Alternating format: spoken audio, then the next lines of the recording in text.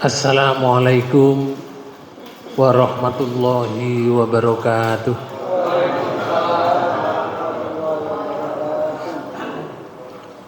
Bismillahirrahmanirrahim.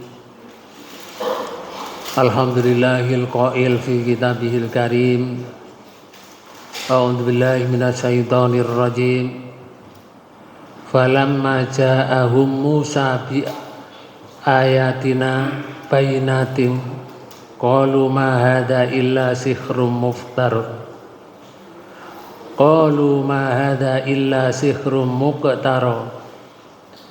Wala sami'na bihadza fi abainal awwalin. Asyhadu an la ilaha illallah wahdahu la syarikalah wa asyhadu anna Muhammadan abduhu wa rasuluhu la nabiyya wa la rasula ba'dah. Allahumma salli wa sallim wa barik ala Muhammadin wa ala alihi wa ashabihi ajmain. Hadirin hadirat Bapak Ibu yang dirahmati Allah, alhamdulillah kita semuanya dipertemukan oleh Allah di majelis ini dalam keadaan sehat walafiat.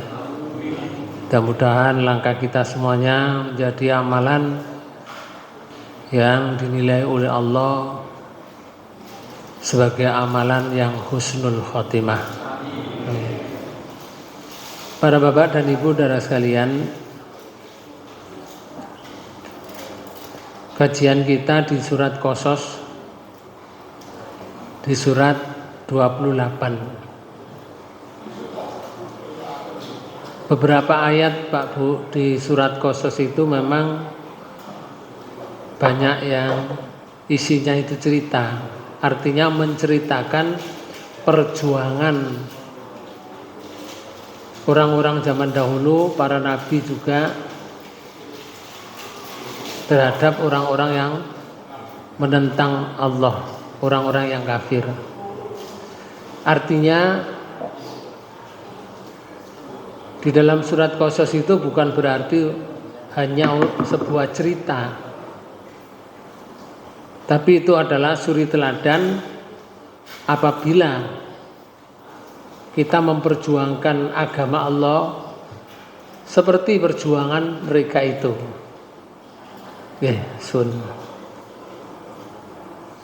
Itu harapannya diaplikasikan dalam kehidupan kita, bukan sekedar cerita. Jadi cerita ini ada sebuah kisah, ada pendidikannya atau pelajarannya untuk kita. Nah, sekarang tiba di ayat 36. Karena Allah menceritakan satu ayat begitu. Masih dalam ceritanya Nabi Musa memperjuangkan Islam. Di surat 28 ayat 36 yang sudah saya baca tadi, bahwa Nabi Musa mulai menghadapi Fir'aun, mulai kerja ini. Jadi berjuang itu tandang temenan udah.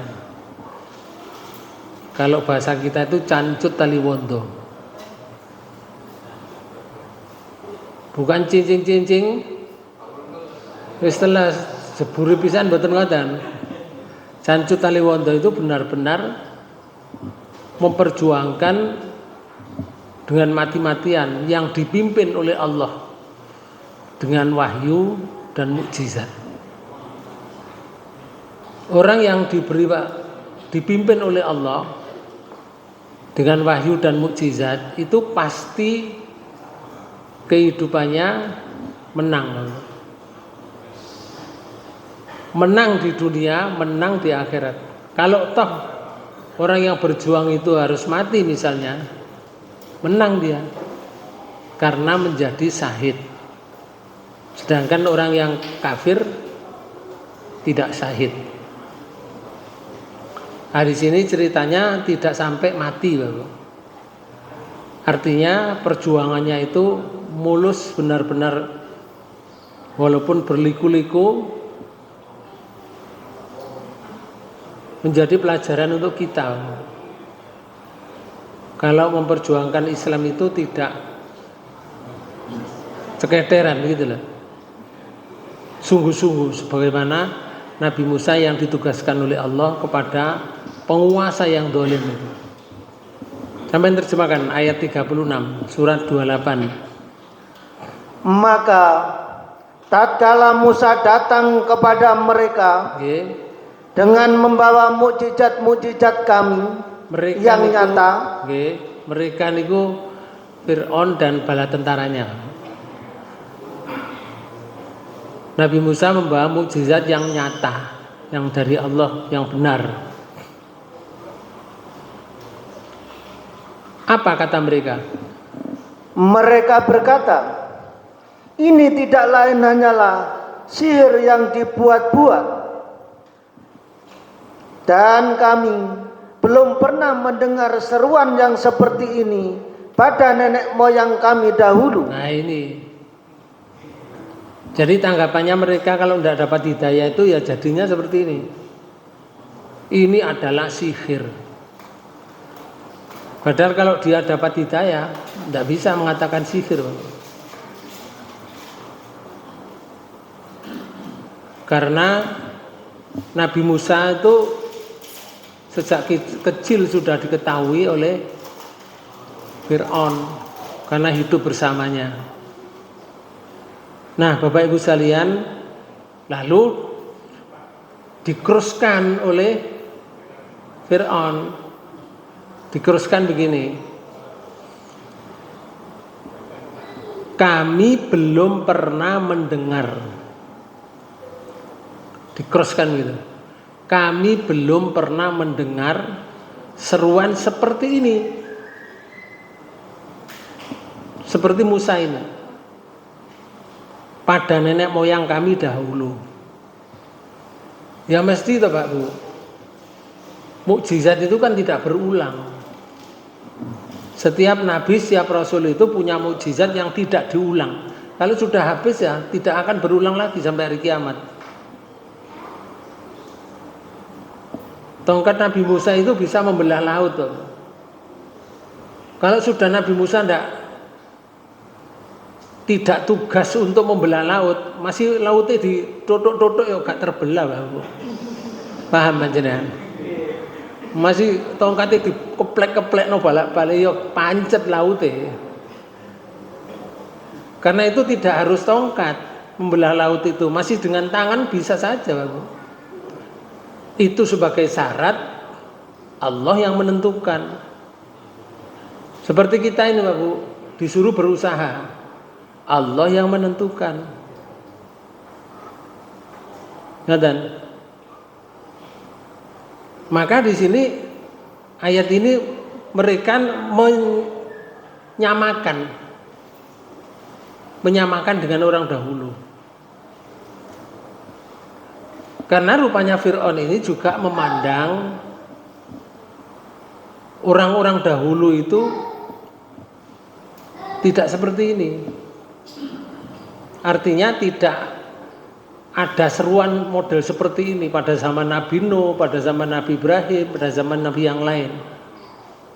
Atau di nenek moyangnya yang bukan Nabi, bukan Rasul.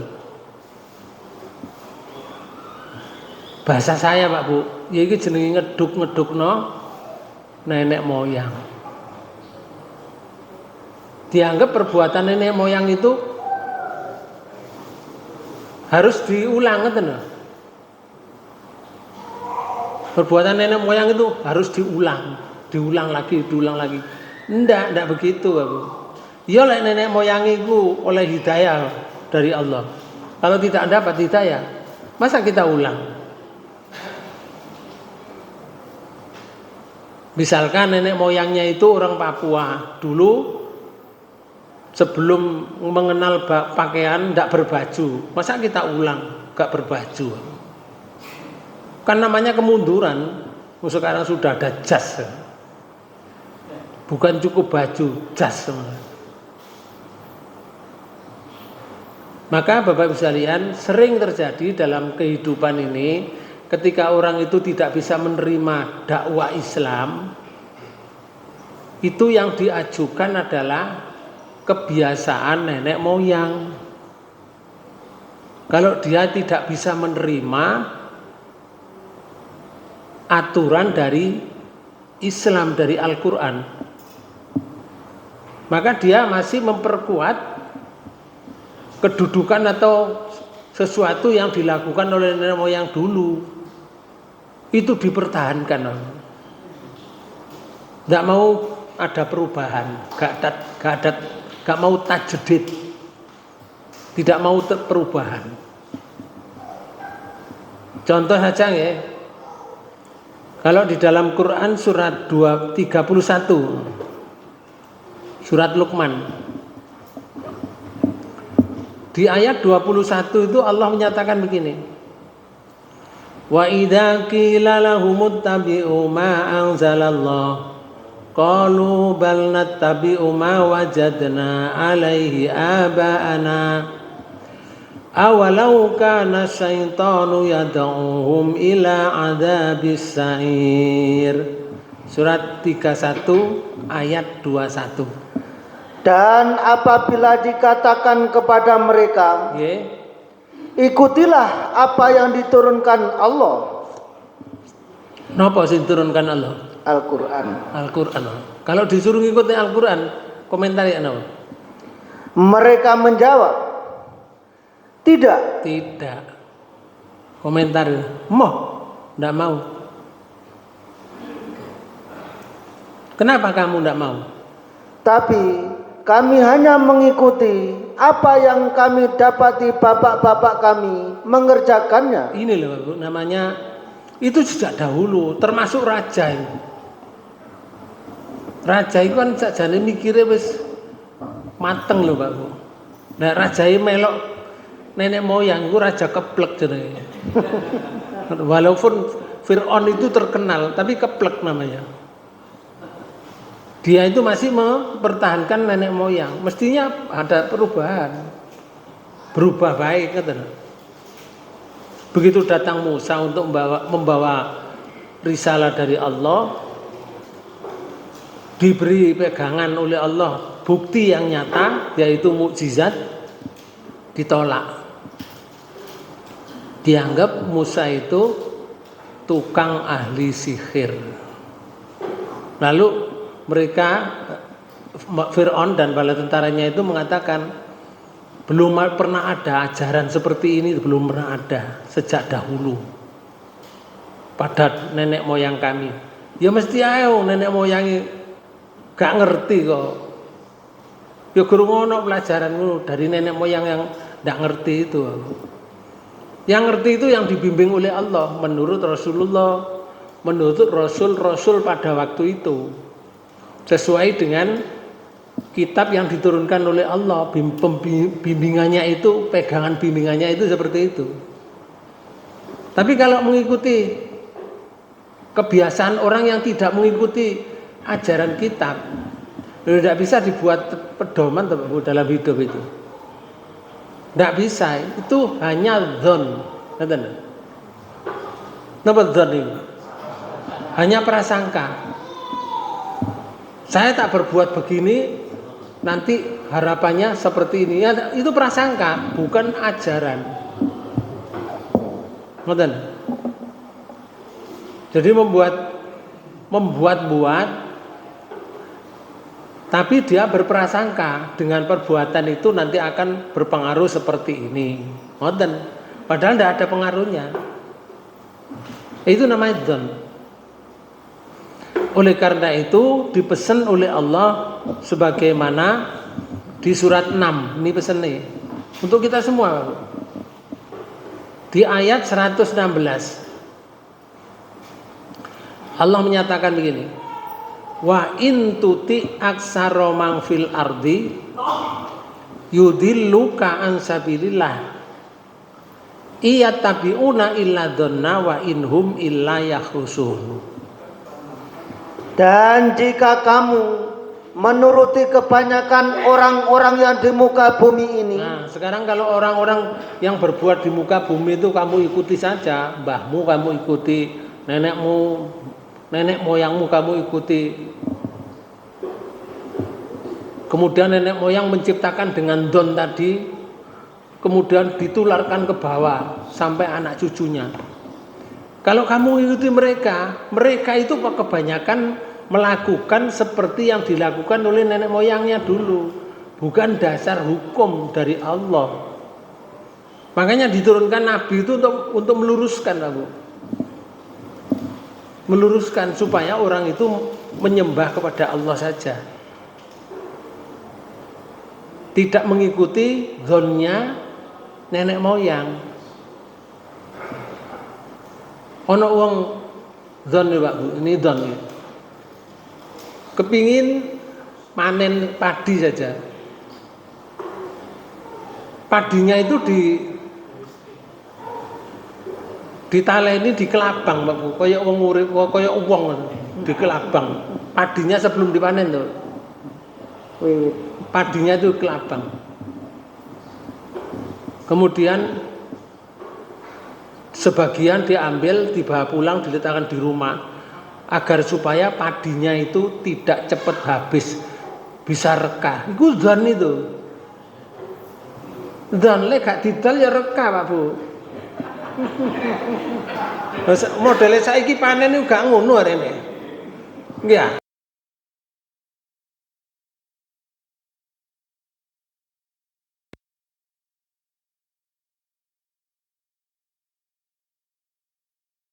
Rumah aku sejak dahulu seperti dulu gak iso aku. Ono sawah wis didol. Ya gak nggo mulai. Walaupun padinya yang digegem itu dibawa pulang diletakkan di rumah. Nggih. Wadahe padi niku lek dalam rumah jenenge lombong, Bapak. Dulu lho nggih ya. Lombong niku wong dzon lho nggih, dzon. Ning sare lombong iku dikeki godhong kluwe. Dilemeki godhong kluwe. Lah zonnya ben luwe-luwe, ngoten lho. Ya gak iso lah lek wong lara ya didol Pak Bu, gak luwe. Ge tombo. Mboten saged luwe. Iku zon saja. Prasangka saja. Lah begitu tuh diikuti. Dipertahankan oleh anak cucunya, mbahku biyen, bapakku biyen, ngoten lho. Jadi wong ku lek wis tuwek, Pak Bu, wong wis tuwek, omongane digugu karo arek cilik-cilik niku. Dadi wong tuwek walaupun wonge wis setengah-setengah. Kertas setengah-setengah. Nggih, cerdas enggak, gak cerdas yo enggak. Iku jenis setengah-setengah. Lah wonge wis tuwek, setengah pikun bisa. Omongane lho digugu daripada kiai sing ngandani dengan Quran tadi, Bapak. Itu kenyataan di masyarakat. Makanya mereka itu mengatakan kalau diajak kepada Quran mengatakan tidak. Allah berpesan, kalau kamu mengikuti kebanyakan orang di muka bumi ini berbuat, terus ya Allah katakan, niscaya mereka akan menyesatkanmu dari jalan Allah. oh, mereka itu akan menyesatkan kamu dari jalan yang benar, jalan yang Allah, jalan Shiratal Mustaqim. Akan sesat kamu kalau kamu mengikuti. Kenapa kok bisa menjadi sesat? Mereka tidak lain hanyalah mengikuti persangkaan belaka. Ini masalahnya. Jadi yang diperbuat itu karena persangkaan, bukan tuntunan, Pak Bu. Sedangkan perbuatan yang namanya ibadah itu, yang namanya sakral itu harus ada tuntunan dari Allah. Kalau tidak ada tuntunan, tidak bisa dipakai. Itu namanya menyalahi Rasulullah.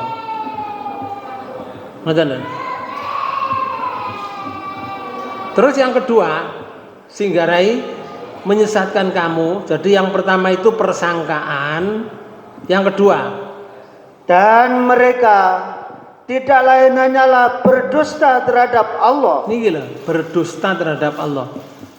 Berdusta itu bohong. Bujui, Bang. Acara itu di atas namakan Allah, Bang. Kenapa? Karena sebuah acara itu dimasuki Quran. Sebuah acara itu acaranya ada pembacaan ayat suci Al-Quran. Orang mengira bahwa perbuatan itu perbuatan yang baik. Padahal kalau itu tidak diperintahkan oleh Allah, membuat kita sesat menurut Allah di ayat ini. Banyak perbuatan seperti itu, Bang. Kalau kita misalkan melihat di Jawa Tengah, itu ada Pantai Tritis. Tuh? Parang, ono parang iki. Nggih, Parang Tritis. Itu Jawa Tengah kan? Nggih. Jogja, nggih. Nyun sewu, Bang. Di sana itu ada setiap tahun mengadakan upacara di Parang Tritis. Itu selama 9 hari. Ada yang 7 hari, Bang. Hari pertama bacaan sholawat Nabi. Hari kedua ada istighosah. Hari ketiga bacaan Quran sampai khatam itu. Hari keempat ada pengajian. Hari kelima mulai bersih-bersih. Hari keenam dan ketujuh larungan ke Parang Tritis. Sakjane tujuannya larungan, Pak. Ke Parang Tritis. Tapi dikemas nih. Dikemas karo bacaan Quran, dikemas bacaan sholawat, dikemas dengan bacaan yang lain. Gini ku jenenge berdusta terhadap Allah. Inilah yang membuat menyesatkan kamu dari jalan Allah. Makanya kita tidak boleh pokoknya wong nglakoni terus melo. Iku mbah-mbah biyen nglakoni ngono. Aja. Ana tuntunane enggak ten Quran. Rasulullah pernah melakukan apa enggak? Ngoten lho. Kalau Rasulullah pernah melakukan, di Quran ada tuntunannya melok. Jadi sistem perjuangan kita sekarang itu seperti itu. Kalau dulu Nabi Musa, Pak Bu, dengan membawa mukjizat yang nyata kepada Fir'aun dan bala tentaranya, diajak oleh Fir'aun. Ini adalah sihir yang nyata. Dan belum pernah ada orang yang mengajarkan semacam ini. Ya mesti gak podo ya.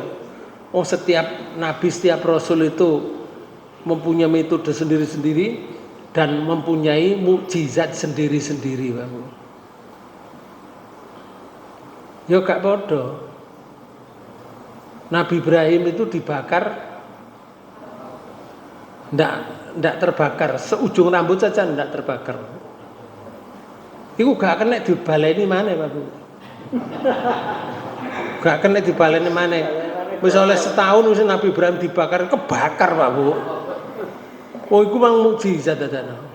Ndak bisa dibuat-buat itu. Datangnya secara tiba-tiba. Tapi dengan cara Allah perintah. Dengan apa itu? Yang apa yang ada di situ? Nabi Isa itu diberi mukjizat apa? Salah satu di antaranya di Quran surat 3 niki lho, sampeyan jero. Nabi Isa itu di Quran surat 3 di ayat 49. Itu diberi mukjizat oleh Allah. Wa rasulan ila bani Israila anni qad ji'tukum bi ayatin mir rabbikum anni akhluqu lakum minat tini ka hayati tayri fanfuhu fihi fayakuna tayran biidznillah wa ubri'ul akmaha wal abrasa wa uhyal mauta biidznillah wa unabbiukum bima ta'kulun wa ma ta'kuluna wa ma tadakhiruna fi buyutikum. Untuk beriman. Monggo. Dan sebagai rasul kepada Bani Israel. Nabi Isa itu rasul Bani Israel. Terus yang berkata kepada mereka, Nah, muni ngeten. Nabi Isa muni ngeten. sesungguhnya aku telah datang kepadamu dengan membawa sesuatu tanda mukjizat dari Tuhanmu. Nah, di sini sudah diomong kali Nabi Isa, saya datang kepadamu membawa mukjizat. Jadi gak datang kepadamu mboten los-losan mboten. Aku membawa mukjizat dari Tuhan kamu, dari Allah. Ngoten lho. Lah isine mukjizat apa? Yaitu aku membuat untuk kamu dari tanah berbentuk burung. Oh, tanah itu ini terus dikai cocok ngene kayak burung. Terus Kemudian aku meniupnya, oh ditiup. Fuh. Lanjut. maka ia menjadi seekor burung dengan seizin Allah. Miber temen tanah iki Mang Babu. Tekok burung burung tekok tanah niki wae. Dimek-mek ngene terus dikai cocok disebul. Fuh. Miber temen. Pur. Dadi burung. Wong sing gak paham lah kaya Tuhan. Halo? Oh, nek ngono Isa iku Tuhan. Nyatane lemah dadi burung. Padahal iku biidznillah dengan seizin Allah. Sudah diomong kali Nabi Isa. Nomor loro. Dan aku menyembuhkan orang yang buta sejak dari lahirnya. Oh, wong buta gak duwe wong buta gak ketok sejak lahir, Pak. Diusap ini sret. Waras. Gak ati dioperasi kaya kula dioperasi ngeten sikile. Dingklang pirang-pirang dina ngeten iki. Nggih. Langsung dioperasi diusap ngeten, Pak. Melek langsung. Tapi ini semuanya biidznillah. Nomor 3. Dan orang yang berpenyakit kusta. Nah, penyakit merotoli, Pak. Diusap niku waras. Nomor 4. Dan aku menghidupkan orang mati dengan seizin Allah. Wong mati lebih oleh 7 dina. Lek awake dhewe mati oleh 7 dina wis apa rupane? Ya wis cetok, Pak Bu. Nggih. Pada umumnya menungso iku lek wis mati dipendem nang jero tanah iku ya ngono. Soleh sak minggu wis metu sete, Pak. Nggih. Diusap ngene. Didodok terus diusap ngene. Bismillah dengan izin Allah. Wong lho urip, Pak. Orangnya itu hidup. Wong sing gak ngerti kalau itu mukjizat, dianggap Tuhan. Ngoten. Lah lek wong urip, apa terus melayu-melayu ngono wonge? Ha iku sing gak diceritakno, Pak Bu. Ya apa uripe ku mang? Apa urip terus mulai, terus apa urip nek ngono terus mati maneh karo. Karena ceritane. Tapi wong mati diusap urip maneh. Dengan izin Allah. Nomor 6. Dan aku kabarkan kepadamu apa yang kamu makan. Loh, sina omah Nabi Isa itu roh. Apa sing dipangan iki? No omah ana godho telo, roh. No omah ana kolak kacang ijo, roh. Walaupun tidak dikandani, itu semuanya dari izin Allah. Nuwun sewu. Ngoten niku mboten saged digawe-gawe, Pak Bu. Pada suatu ketika. Gak setiap ono wong mati, ini tak uripno ngene ya. Wong mati didodok terus diusap, gak iso, Pak Bu. Mukjizat itu datang sewaktu-waktu. Ketika dia sangat dibutuhkan. Rasulullah itu, Pak Bu, tangannya gak ono apa-apa nih. Ketika masyarakat yang mengikuti Rasulullah mau perang, Pak Bu, di tanah yang lapang itu panasnya luar biasa. Laporan, ya Rasul, ini kalau kita tidak bisa minum, mati ya Rasul. Hewan-hewan yang kita tumpangi mati, kita semua nggak kuat ya Rasul. Panasnya seperti ini. Rasulullah menyatakan ini ya, kancamu kon rene kabeh, kon nggawa wadah. Istilahnya betotong, Pak Bu. Napa?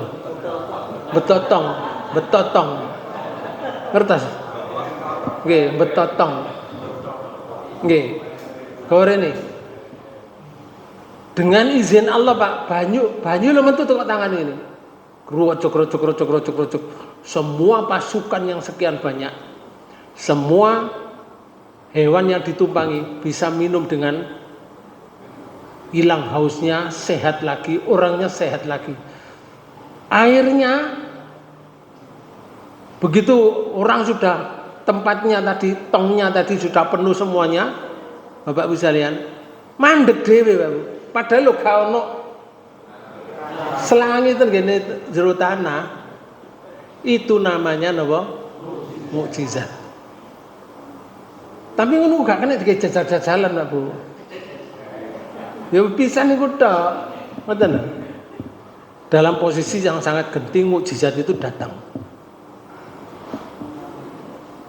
Nah, Bapak Ibu sekalian, mereka tidak mengerti kalau itu mukjizat. Makanya koyok Fir'aun ini, begitu Nabi Musa membawa mukjizat yang sangat nyata, dianggap gak cocok, wong biyen-biyen iku gak ono ajaran model ngene ngoten.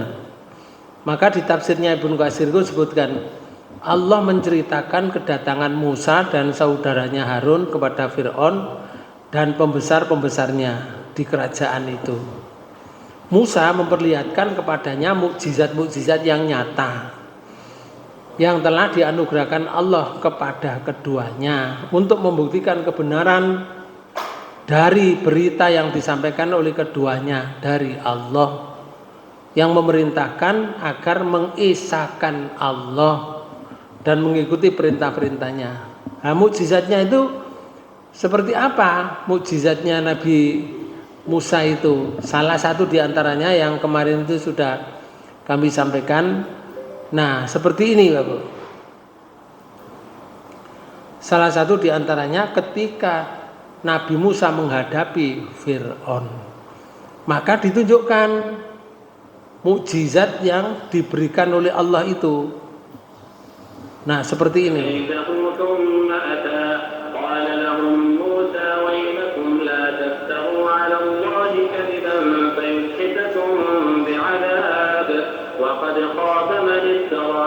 فتنازعوا أمرهم بينهم وأسروا النجوى قالوا إن هذان لساحران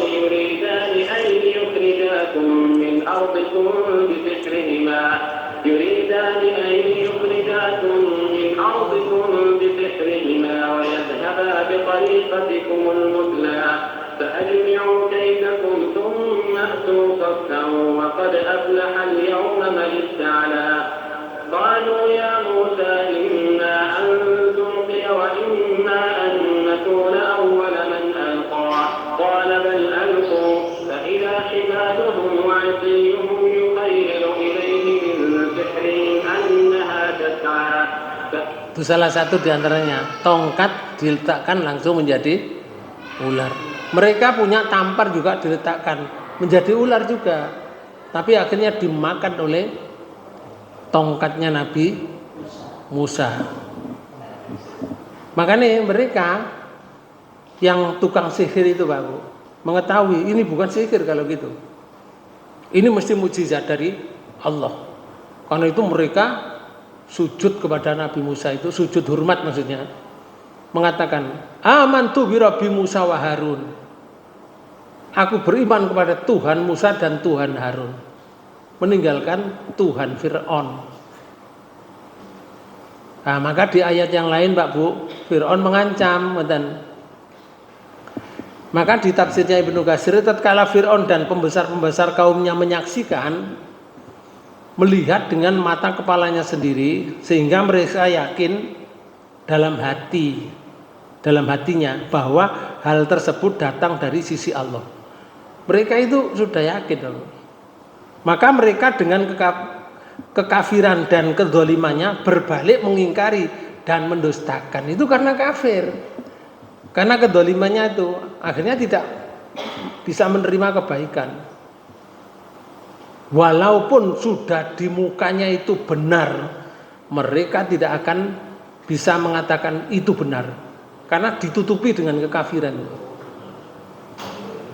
Contoh ya, Abu Jahal itu tahu nggak Nabi Muhammad itu seorang nabi, seorang rasul? Tahu. Tahu. Tapi kenapa Abu Jahal tidak mengikuti? Karena ditutupi kekafirannya, kesombongannya, Bapak.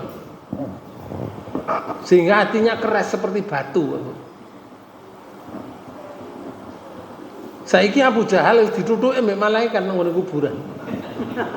Dan itu gak leren-leren sampai saiki, Bapak, ke zaman biyen. Sampai hari kiamat nanti. Setelah hari kiamat masuk neraka. Begitu juga Fir'aun. Nah, kuburan sekarang ini tutup pisan. Walaupun jasadnya di luar. Keangkuhan Fir'aun ya. Demikian itu karena kesewenang-wenangan dan sikap angkuh mereka dan tidak mau mengikuti perkara yang baik. Untuk itu mengatakan begini mereka, ma hadza illa sihrun muftara. Ini tidak lain hanyalah sihir yang dibuat-buat. Tujuannya jarine Fir'aun ini. Sihir ini yang diada-adakan dan dibuat-buat dengan tujuan menentang Fir'aun untuk menyaingi kekuasaan melalui tipu daya. Pikirannya Fir'aun ngoten. Padahal itu mukjizat. Lalu keangkuhan Fir'aun ya, mengaku menjadi Tuhan. Contoh, di surat 79 mulai ayat 21 sampai ayat 26. Surat An-Nazi'at. Oke. Surat An-Nazi'at di ayat 21 sampai ayat 26. Tuh mereka itu apa? Fir'aun itu mengaku menjadi Tuhan. Mengucapkan di atas pengikut-pengikutnya, Pak, para pejabat tingginya. Artinya kabinetnya diundang, orang-orang yang terpenting, yang pejabat-pejabat tinggi itu diundang, kemudian dia mengatakan sebagai Tuhan dirinya. Nah, itu dikisahkan di surat 79 ayat 21 sampai 26.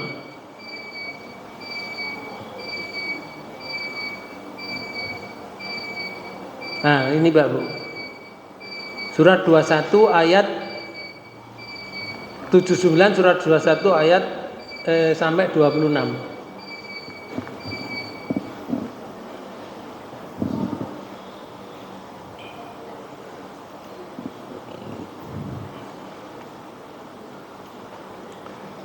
Ampun ketemu? Sampun. Oke. Tetapi Oke. Fir'aun mendustakan dan menurhakai. Fakadzdzaba wa asa. Mereka tetapi Fir'aun mendustakan dan mendurhakai. Summa adbaro yas'a. Kemudian dia berpaling seraya berusaha menentang Musa. Nah, berpaling dengan mukjizat tadi. Lalu berusaha menentang Musa. Summa adbaro yas'a. Fa hasara fanada. Maka dia mengumpulkan pembesar-pembesarnya. Nah, pembesarnya dikumpulkan terus Lalu berseru memanggil kaumnya. kaumnya dipanggil dengan lantang. Musa muni apa? Fir'aun muni ngeten ayat 24. Faqala ana rabbukumul a'la. Seraya berkata, Nggih. akulah Tuhanmu yang paling tinggi. Ngoten aku. Mengaku dirinya paling tinggi. Maka Bapak Ibu sekalian, pada akhirnya Fir'aun itu fa'akhadahullahu nakalal akhirata wal ula. Maka Allah mengadabnya dengan adab di akhirat dan adab di dunia. Nggih, di akhirat itu ya sampai saiki nok wis mati, nggih, di dunia wis diadab kecemplung nggih, laut merah. Laut merah. Inna fi dzalika la ibratan liman yakhsha. Sesungguhnya pada yang demikian itu terdapat pelajaran bagi orang yang takut kepada Tuhannya. Ini pelajaran Pak Bu. Ngoten niku pelajaran. Jadi tidak sekedar cerita niku. Jadi dalam hidup itu ngoten niku jadi pelajaran. Kembali ke sini. Contoh lagi ya. Fir'aun itu diktator dan pembuat kerusakan. Itu diceritakan sejak awal. Fir'aun membagi rakyatnya dalam kelas-kelas sosial dan bertindak sewenang-wenang. Dibagi-bagi Pak Bu. Kayak nggone Hindu nih lho. Nah, ono kasta. Ono kasta Waisa, ono kasta Sudra.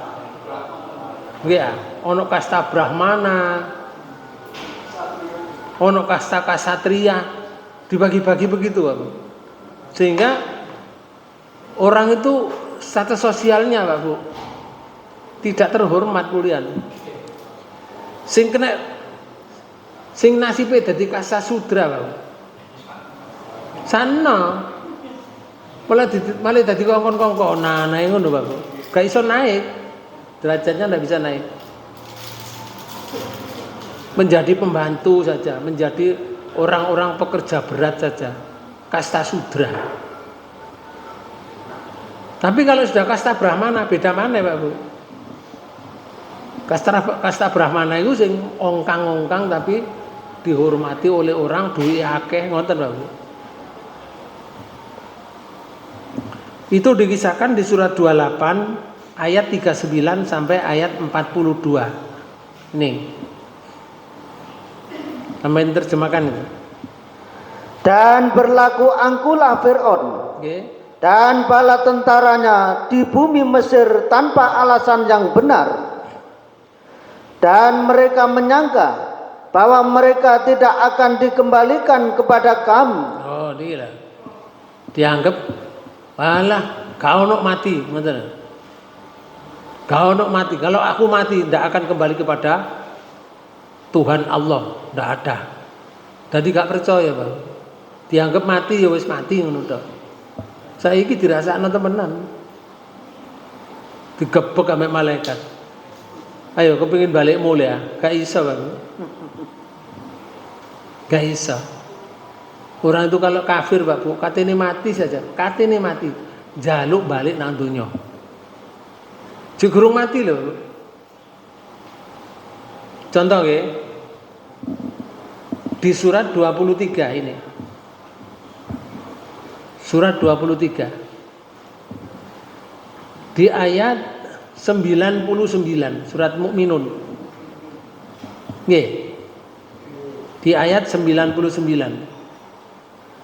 Allah menyatakan hatta idza jaa ahadahumul mautu qala rabbirji'un. Dan aku Loh, surat 23 ayat 99. Oh. Demikianlah keadaan orang-orang kafir itu. Nah, demikian keadaan orang kafir itu. Demikian keadaan. Nopo keadaan niki? Hingga apabila datang kematian kepada seseorang dari mereka. Kedatangan kematian wis mati napa derung? Dereng. Dorong aku. Mau kedatangan mati kok. Jek sekarat. Jenenge sakaratil maut. Jek sakaratul maut.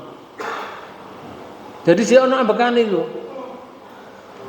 Lek wong kafir kedatangan sakaratul maut, wonge menjerit ngeten. Dia berkata, Nah, perkataan itu menjerit apa? Karena di Quran itu tidak ada kalimat yang mereka menjerit, enggak ono. Ya berkatan gitu maksudnya. Menjerit ngeten. "Ya Tuhanku, kembalikanlah aku ke dunia." Loh, dia lo gorong dikubur. Saya nak ukur bayang, Pak Bu. Kembalikan saya ke dunia ya Allah. Lho wong dina donya kok. Gorong mati wong ini. Cuma kafir. Ngoten. Wong ku lek kafir begitu sekarat njaluk bari nang donya. Apa tujuannya? Ayat 100. Agar aku berbuat amal yang soleh terhadap yang telah aku tinggalkan. Oh niki lho. Maunya dia berbuat amal soleh yang telah ditinggalkan. Kepengin dadi wong sing apik, Pak. wis kadung roh, dia ditunjukkan neraka oleh Allah. Jadi kati mati turun neraka, siksa Pak. Jaluk balik nandunya kepingin harta benda sing ditinggalkan itu mau dipakai untuk berbuat baik. Nah harta benda sing ditinggalkan itu lah wakil toh. Ono sing berupa tanah, ada yang berupa rumah, ada yang berupa uang, ono sing berupa ATM, gitu.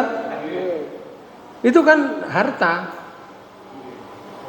Ya Allah, berilah saya kembali ke dunia lagi. Kalau saya dikembalikan ke dunia, aku akan beramal soleh terhadap yang saya tinggalkan. Tapi dijawab oleh Allah. Jawabannya ngeten. Sekali-kali tidak. Tidak bisa. Yo gak muni ngono Pak Bu. Artinya wong mati katene mati terus dikatakan tidak bisa mboten-mboten. Ayat niki menyebutkan lek wis keadaan seperti itu walaupun mereka menjerit sekeras-kerasnya dijawab oleh Allah untuk pelajaran kita. Ndak bisa lek wis ngono iku. Karena kafir. Terus Allah menyatakan begini. Sesungguhnya itu adalah perkataan yang diucapkannya saja. Oh, Pak Bu, itu hanya perkataan saja yang kamu ucapkan. Ndak sungguh-sungguh kamu. Mau tak bahasa kula Pak Bu. Mau tak kei sehat mana? Yo pancet ngono iku. Wancane kafir. Tidak akan berbuat lagi, baik lagi. Allah menyatakan begini. Dan di hadapan mereka ada dinding sampai hari mereka dibangkitkan. Nah, di sini disebutkan barzakhun itu dinding, Bapak. Barzakhun itu dinding. Dinding itu yang ini lah. Ini dinding. Dinding itu batas, Bapak. Jadi niki dunia niku alam kubur sampai nanti ke alam akhirat itu batas ini dinding. Dinding niku alam kubur, Bapak. Kono alam akhirat, alam aksar. Jadi kini alam dunia, dindingnya iku alam kubur. Sebelah dinding sana alam akhirat. Dan di hadapan mereka ada dinding sampai mereka dibangkitkan sampai hari kiamat nanti. Di kuburan itu sampai hari kiamat. Itu jawaban Allah. Maka Bapak Ibu sekalian, di ayat ini disebutkan mereka tidak akan merasa, menyangka bahwa mereka tidak akan kembali kepada Allah. Loh, kembali.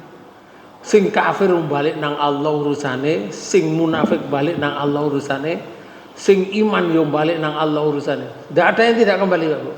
Semuanya kembali. Kita itu nanti semuanya kembali kepada Allah. Jangan enak-enak kita ini. Nanti akan ditanya. Urip ini ya ditanya, pegelmu mbok gawe apa? Kok gawe tenger-tenger ambek delok sapa? Ditakokno kali Allah, Pak. Kok gak pegelmu lho kok gawe delok tok-tok ah? TikTok nopo tok-tok niku. Nggih. Oh, nek wong pegel ndelok TikTok kae Pak Bu, pegel Pak. Lanjut. Di surat 28 ayat 30 ayat 40. Maka kami hukumlah Fir'aun dan bala tentaranya. Lalu kami lemparkan mereka ke dalam laut. Nah ini. Terus? Maka lihatlah bagaimana akibat orang-orang yang dolim. Yang ngono wong dolim iku pada akhirnya nek gak dilempar ke laut ya dibrui lemah utawa digempur ambek banyu utawa digempur ambek angin utawa digempur ambek gempa. Wong dolim iku. Ayat 41. Dan kami jadikan mereka pemimpin-pemimpin yang menyeru manusia ke neraka. Dan pada hari kiamat mereka tidak akan ditolong. Gak enak loh Pak Bu. Kami jadikan mereka pemimpin yang menyeru manusia ke neraka. Loh, pemimpin menyeru ke neraka. Subhanallah. Gak enak.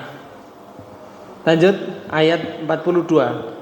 Dan kami ikutkanlah laknat kepada mereka di dunia ini, dan pada hari kiamat mereka termasuk orang-orang yang dijauhkan dari rahmat Allah. Jadi nek donya dilaknat, di akhirat jauh dari rahmat. Wis gak enak tak uripe. Jadi begini tidak enak uripe karena mereka mengingkari ayat-ayat Allah. Maka sampean tinggali ten ngene surat 40 ayat 23 sampai 24. Kemudian surat 40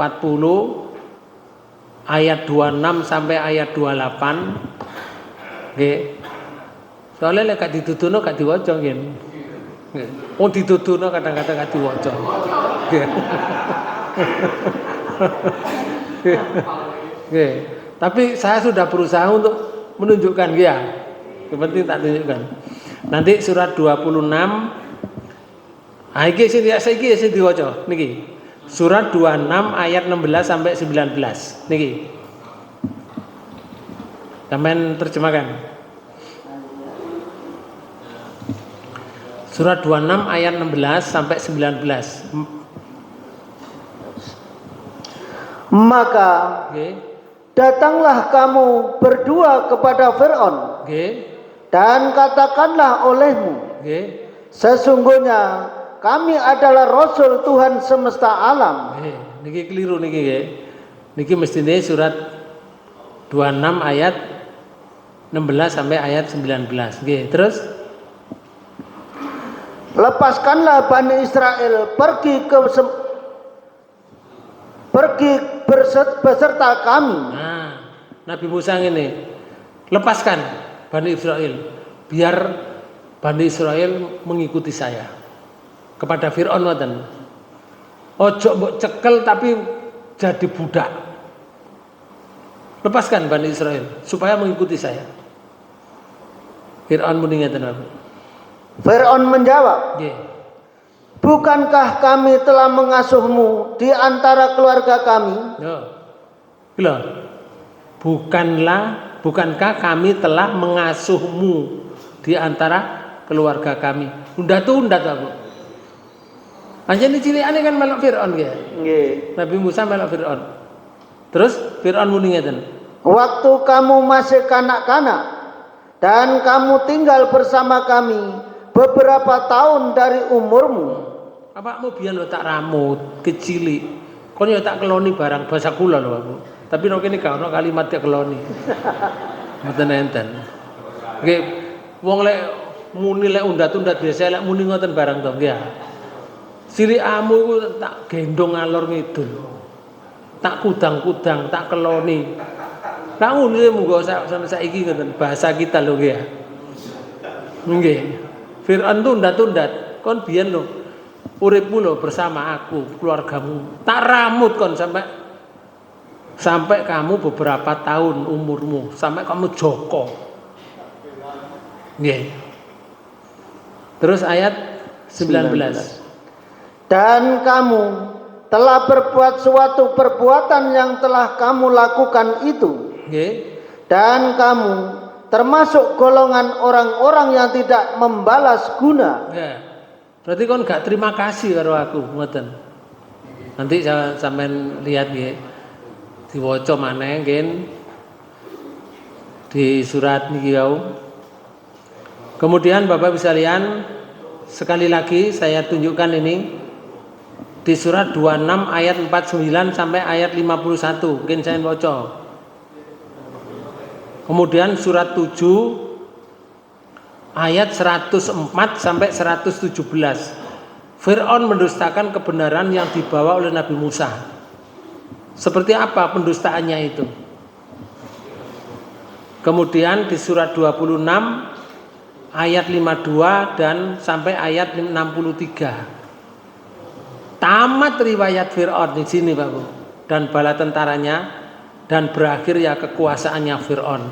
Disebutkan di surat 26 ayat 52. Ditinggalkan kenikmatan dunianya, ditinggalkan kebun-kebunnya, ditinggalkan kerajaan yang dibangun. Wes ditinggalkan kabeh oleh Fir'aun. Ditinggal kelep. Nggih, ditinggal kelep nang ngene Laut Merah. Kira-kira senok kerajaan ana wonge enggak? Ah iku sing gak diceritakno. Nggih. Iku sing gak diceritakno. Mestine ya si ana nggih ya. Siji loro mesti si ana. Ya gak kabeh kan gak metu kabeh ngono lho. Ana sing siji loro. Terus kerajaane dipek sapa? Ah iku sing gak diceritakno ya. Gak ero kuliah. Gak usah cerita lek gak diceritakno karo Allah. Bapak Ibu sekalian, itulah keangkuhan Fir'aun. Maka di akhir ayat itu disebutkan begini. Di akhir ayat surat pinten 28 ayat 36, wa ma sami'na bihadza min abainal awwalin, dan kami belum pernah mendengar seruan seperti ini pada nenek moyang. Omongan Fir'aun ngono. Seruan tersebut ialah yang memerintahkan untuk menyembah Allah semata. Ket biyen gak ono ngoten terus Fir'aun. Tiada sekutu baginya. Ket biyen lho gak ono kalimat ngono, ajaran ngono gak ono. Nenek moyang. Lah jenenge nenek moyange keplek kok. Jadi mereka itu menjawab, kami belum pernah melihat seorang pun dari nenek moyang kami dahulu yang memeluk agama seperti ini yang dibawa Nabi Musa itu. Artinya supaya menyembah Allah saja. Gak ono nenek moyang biyen mengajarkan seperti itu. Ngoten.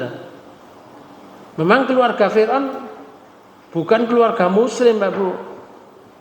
Makanya omongan ini ngoten. Dan kami belum pernah melihat orang-orang melainkan mereka mempersekutukan Allah dengan Tuhan-Tuhan yang lain. Bapak Ibu sekalian, ini di ayat 36. Lalu di ayat 37, bagaimana peran Nabi Musa terhadap Fir'aun selanjutnya? Lah ini ceritanya panjang. Mboten saged sakniki, Pak. Insyaallah bertemu pada waktu dan gelombang yang sama. Oke. Tidak ada pertanyaan? Monggo, ada yang bertanya? Napa? Agamanya Fir'aun, gak duwe agama Fir'aun. Kafir, Pak Bu. Menyekutukan Tuhan, bahkan dia merasa dirinya menjadi Tuhan. Sehingga orang disuruh menyembah Fir'aun. Makanya gak duwe agama. Ngoten. Nek duwe agama berarti melok aturan, gak duwe agama, merasa dirinya jadi Tuhan. Makanya sak Mesir kok nyembah Fir'aun. Sapa sing gak nyembah? Pateni ngoten. Zaman waktu itu. Itu kan namanya berkuasa dengan tangan besi. Muga-muga ada tambahan ilmu untuk kita semuanya dan kita diberi oleh Allah pada akhirnya nanti menghadap Allah husnul khotimah. Ya wis ngeten iki lho Pak Bu, titik-titik ngeten iki. Titik maneh, tambah maneh titik maneh, diikuti maneh titik maneh. Susu lak bek Pak Bu. Susu bek. Lek gak bek berarti bocor. Nggih, berarti bocor lek gak bek. Mari kita tutup dengan bacaan hamdalah. Alhamdulillahirabbil alamin. Subhanakallahumma wa bihamdika asyhadu an la ilaha illa anta astaghfiruka wa atubu ilaik. Assalamualaikum warahmatullahi wabarakatuh.